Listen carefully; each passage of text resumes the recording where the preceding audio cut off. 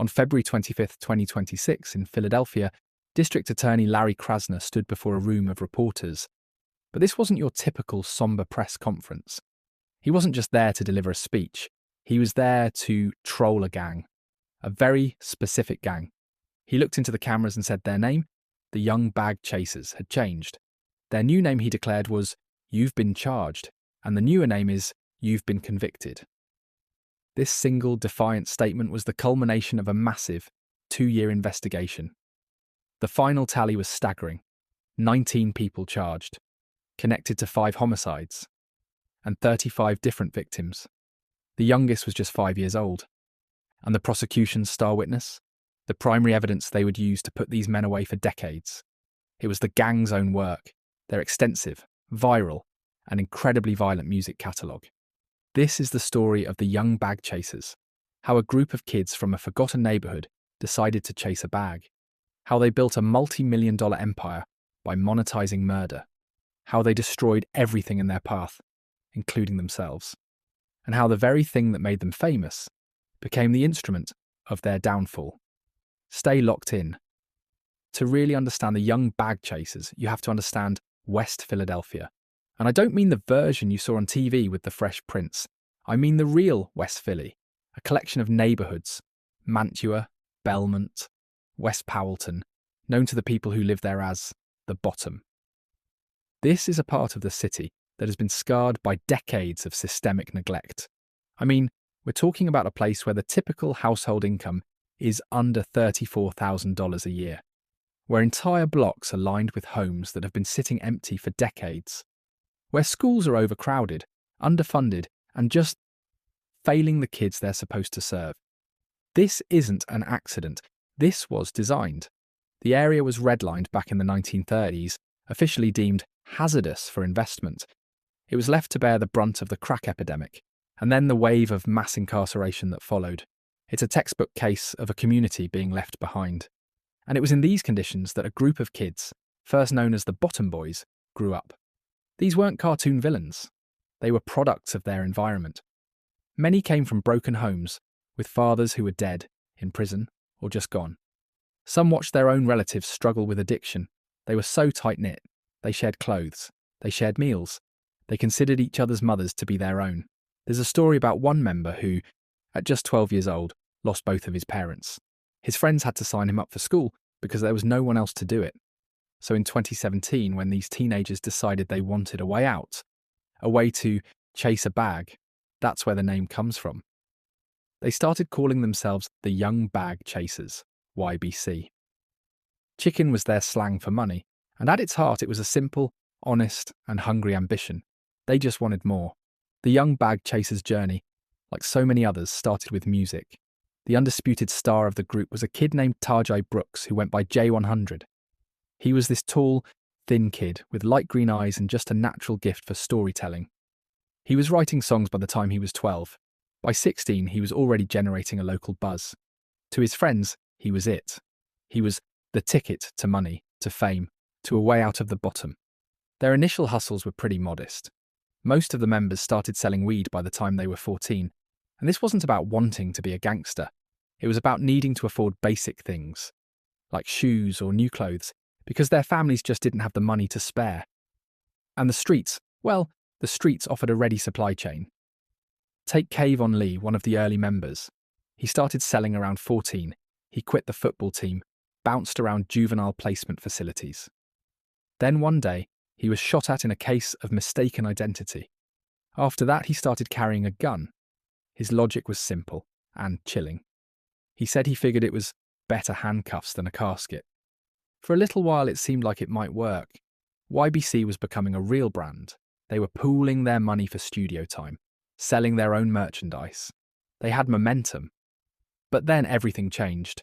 It all goes back to the murder of Joshua Munson. Munson was a founding member, known as Baby YBC. People described him as easygoing. His death on May 29, 2019 wasn't over some big turf war. It was over a minor fight, a disagreement about a girl. He was found shot multiple times at 42nd and Wyalusing. He was only 18 years old, and his killer was never caught. Kayvon Lee described what happened to the group after that. He said, It took our mindsets off the goal. When Josh died, the music changed. The grief curdled into paranoia. The group started moving in armed packs. Rival rappers, sensing weakness, started dissing Josh in their songs online. And just like that, the gang lines were solidified. The music got darker, it got more violent. YBC members started getting tattoos, Josh World, inked onto their bodies. And the shooting began. The transformation of YBC from a hopeful music collective into a violent street gang accelerated when a new sound hit West Philly. Chicago drill. They were inspired by artists like Chief Keef and Lil Durk, guys who had built entire empires by rapping about real beef, real conflicts, real deaths. YBC saw the formula. And it was undeniable. Name your rivals, mock their dead, rack up millions of views, and get paid. And now, after the death of Joshua Munson, they had the raw material for this new genre. The war escalated quickly. On March 2nd, 2020, Kayvon Lee, the same kid who chose handcuffs over a casket, got into a fistfight with a guy named Knifefake Hawkins. Lee, now 20, shot Hawkins nearly a dozen times. He was arrested, convicted, and sentenced to 20 to 40 years in prison. From his cell, he later expressed a kind of regret, saying, "I had too much kind heart for my friends." As the stakes got higher, YBC formed new alliances.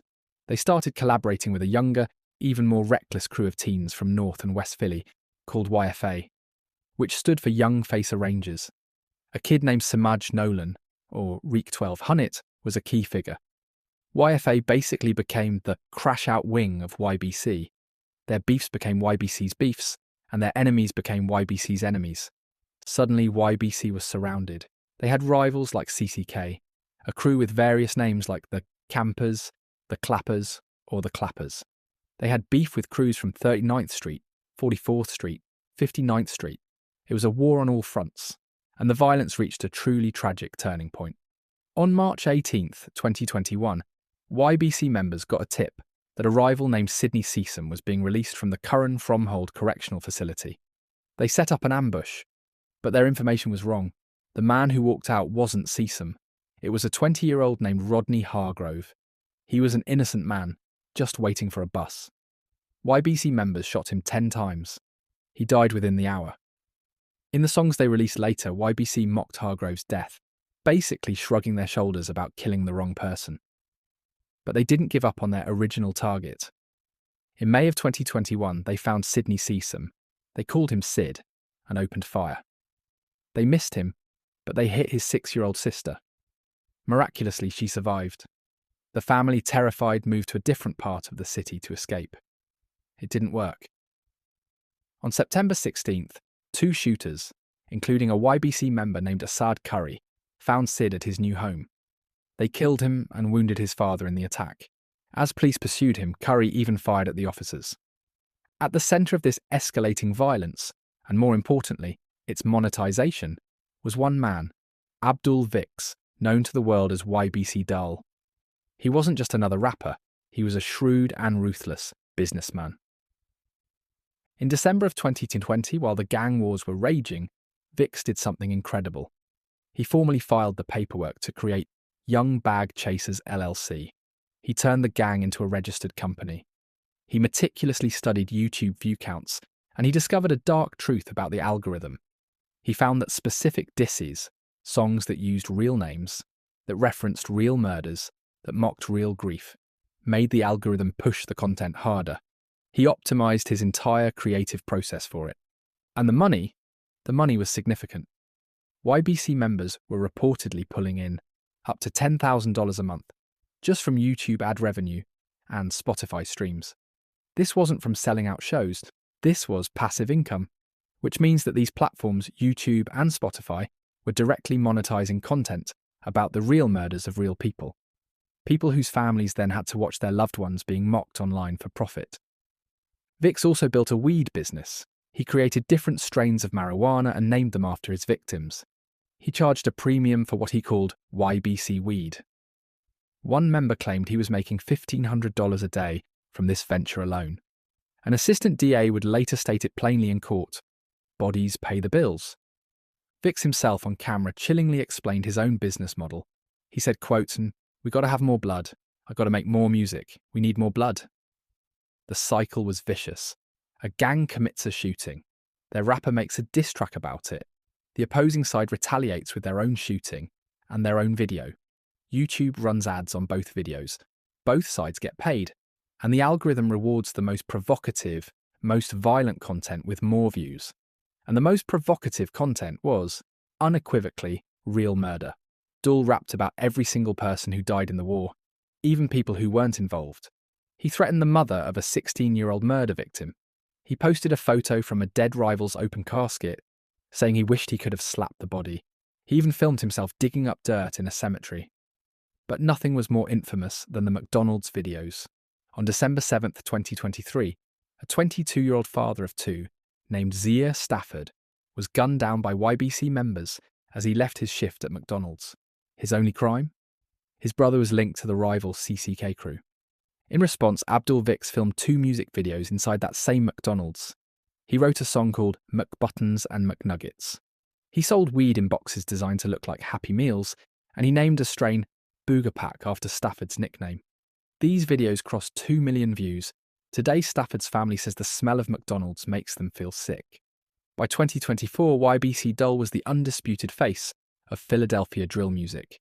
He was collaborating with rappers from Chicago, doing interviews with the press. He had outlasted almost every other original YBC member. Most of them were either in prison or dead. The question everyone was asking online was, how is he still outside? Dul offered his own chilling answer in a vlog with a YouTuber named Brandon Buckingham. It was a full-day walking tour through his neighbourhood. On camera, Dul brandished illegal firearms. He said that any time he saw someone roll up their car windows, it made him want to start shooting. And then he made a boast. He claimed no one had ever robbed him, touched him, or shot at him. And then he added one final word. Yet. 24 hours after that vlog was posted online, on August 23, 2024, Abdul Vicks was in a rented Hyundai, heading to New York. A white Kia Sportage pulled up alongside his car. Multiple gunmen opened fire. Vicks was hit in the hand and the chest. He died at Einstein Medical Center at 3:55 p.m. The shooter was 16 years old, a member of a little-known crew from Olney called Fast Break. The police work was surprisingly simple. They tracked the Kia, found fingerprints, and discovered the shooter had connected his personal phone to the car's Bluetooth system. He had called his friends in jail to brag about the murder before he burned the vehicle. He was arrested 10 days later at his aunt's house. Police found a Glock with a switch, an extended magazine, and a Rolex. When surveillance footage caught one of the teens involved learning about Dul's death, he was ecstatic.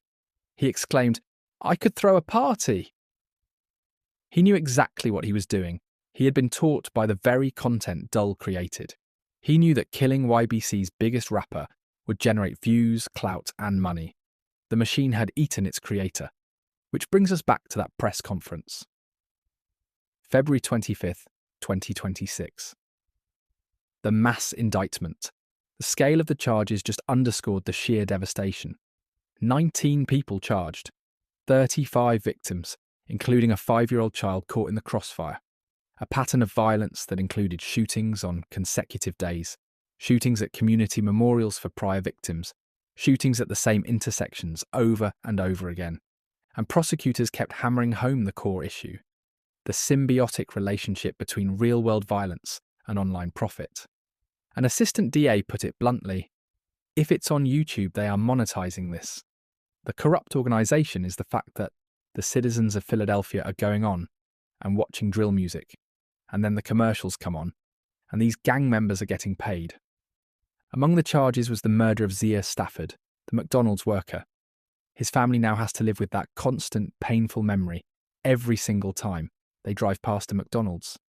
And from his prison cell, Kayvon Lee, one of the original bag chasers, now serving 20 to 40 years, shared a profound regret. He said he used to call Dul from prison, begging him to stop rapping about the murders, to stop harassing the victims' families. Lee lamented, "They want the clout and fame, and they fucked me over in the long run." He now tells his remaining friends to learn from his mistakes. "When you are in here alone," he says, "all you got is your family. Most of us don't even have kids. You are going to die before you have kids." On his arm, The tattoos YBC and NLMB, never leave my brothers, serve as a constant bitter reminder. This story isn't just about drill music. It's not just about gang violence or even just about Philadelphia. It's about something much bigger and much more tragic. It's about what happens when a system fails a neighborhood so completely, and for so long that a group of teenagers find the only ladder available to them and decide to climb it. And that ladder is built out of other people's funerals. The tragedy of the young bag chasers isn't that they were inherently evil. It's that, in their own twisted way, they were logical. They identified what generated income in their world, they optimized for it, and they built an entire business around the most reliably viral content their lives produced: real-world violence. And it's crucial to remember, they were not alone in profiting from this. The platforms ran the ads. The audiences clicked and watched. The algorithm pushed the most violent videos to more and more screens. Everyone in the supply chain made money. The real price was only paid by the families of the dead, by the men now rotting in prison cells, and by the neighbourhoods they left empty and haunted. Walking those desolate streets with Brandon Buckingham, Dul himself once said, "We tortured the whole hood. Nobody come outside no more." He said it like it was a win. But underneath it, you could hear a palpable sense of loss. The young bag chasers started as just a group of kids who wanted to make it out. Almost none of them did. For the Underground Files, I'm the Clark. If this episode hit, share it with somebody. Subscribe and follow wherever you get your podcasts. Leave a rating if you're feeling generous. 5 stars helps more people find the files. New episodes dropping every week. Stay skeptical, stay curious, and we'll see you in the next file.